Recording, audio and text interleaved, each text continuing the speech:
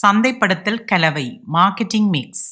ஒவ்வொரு சந்தையும் அதனது வெற்றிகரமான செயற்பாட்டிற்கும் தன்னிறைவிற்கும் பல்வேறு தேவைப்பாடுகளை வேண்டி நிற்கிறது. இவ்வாறான தேவைப்பாடுகள் ஒருமித்த சில அம்சங்களின் ஒன்று சேர்ந்த தோற்றப்பாடுகளினால் தீர்மானிக்கப்படுகிறது.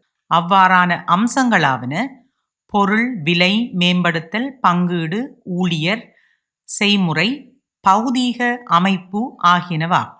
சந்தைப்படுத்தல் கலவையானது பொருட்கள் மற்றும் சேவைகளின் பல்வேறு சந்தைப்படுத்தல் அம்சங்கள் மற்றும் நடைமுறைகள் என்பவற்றை குறிக்கும். பொருட்களுக்கான சந்தைப்படுத்தல் கலவைகளாக பொருள், விலை, மேம்படுத்தல், இடம் என்பவையாகவும், சேவை சந்தைப்படுத்தலுக்கான கலவைகளாக மேலதிகமாக ஊழியர், செய்முறைகள், பௌதீக ஆதாரம் என்பவற்றை குறிப்பிடலாம். பொருள் என்பது விற்கப்படும் எதையும் குறிக்கிறது. இது பௌதீக பொருளாகவோ அல்லது சேவை அனுபவம் ஆகவோ இருக்கலாம். நிறுவனங்கள் தம்மை ஒரு சிறந்த நிறுவனமாக நிலைநிறுத்தி கொண்டாலும் பொருள் அல்லது சேவை எப்போதும் நிறுவனத்தின் தந்திரோபாயத்தை அடிப்படையாக கொண்டதாக இருக்க வேண்டும்.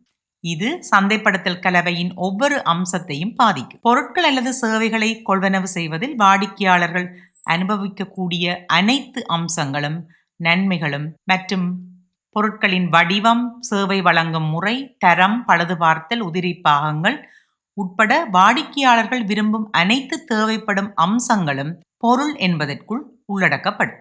விலை. இது பொருள் அல்லது சேவைக்கு எவ்வளவு பணம் செலுத்தி நுகர்வோர் கொள்வனவு செய்கிறார்கள் என்பதை குறிக்கும்.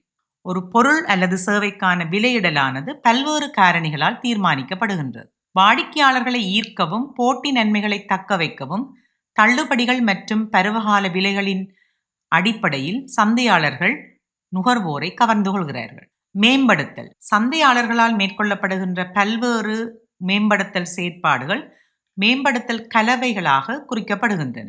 அவையாவன விளம்பரப்படுத்தல், பிரசித்தப்படுத்தல், தனிநபர் ஊடான விற்பனை மேம்படுத்தல், இடம் அல்லது பங்கீட்டு முறைமை. உற்பத்தி செய்யப்படுகின்ற பொருளானது நுகர்வோருக்கு எவ்வாறு பங்கீடு செய்யப்படுகின்றது என்பதை இது விளக்கும். உற்பத்தி செய்யப்படும் பொருளானது நேரடியாக நுகர்வோருக்கு வழங்கப்படலாம் அல்லது இடைநிலையாளர்கள் மூலம், அதாவது மொத்த வியாபாரி, சில்லறை வியாபாரி மற்றும் முகவர்கள் ஊடாக பொருளானது நுகர்வோரை சென்றடையும். இவ்வாறு எத்தகைய பங்கீட்டு வழிகள் ஊடாக பொருளானது நுகர்வோருக்கு வழங்கப்படுகின்றதோ அது இடம் என்னும் கலவைக்குள் உள்ளடங்கப்படும். ஊழியர்கள். சேவை சந்தைப்படுத்தலில் ஊழியர்களின் பங்கானது மிகவும் முக்கியமானதாகும். ஏனென்றால் பொருட்களைப் போல அன்றி சேவைகளானவை வழங்கப்படுகின்றன, இவை உருவாக்கப்படுவதில்லை. நிறுவனங்களில் சேவை வழங்குபவர்கள் ஊழியர்களாக காணப்படுகின்றனர்.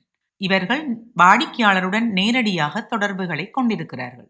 எனவே ஊழியர்களின் செயற்பாடுகள், அவர்களுடைய பண்புகள், ஆற்றல்கள், தகமை என்பன வாடிக்கையாளர்களுக்கு வழங்குகின்ற சேவையை தீர்மானிக்கின்றன. எனவே நிறுவனங்கள் ஊழியர்கள் தொடர்பான பல சிறந்த முகாமைத்துவ அணுகுமுறைகளை பின்பற்றி ஊழியர்களை திருப்திகரமாக வைத்திருப்பதற்கு முயற்சி செய்கிறார்கள்.